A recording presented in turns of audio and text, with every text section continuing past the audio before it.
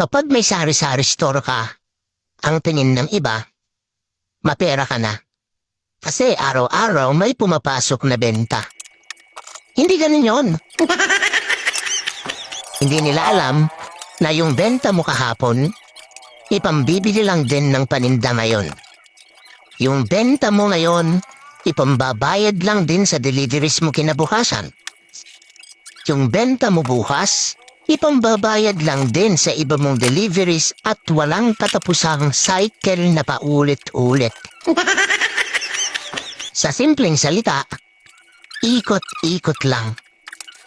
Kuulitin ko, ikot-ikot lang. Hindi naman tumatagal yung pera sa palad namin. Sakto lang namin mahaplos at mahawakan yan.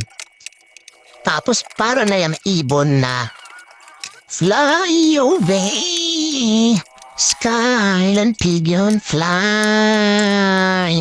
towards the dreams you left so very far behind.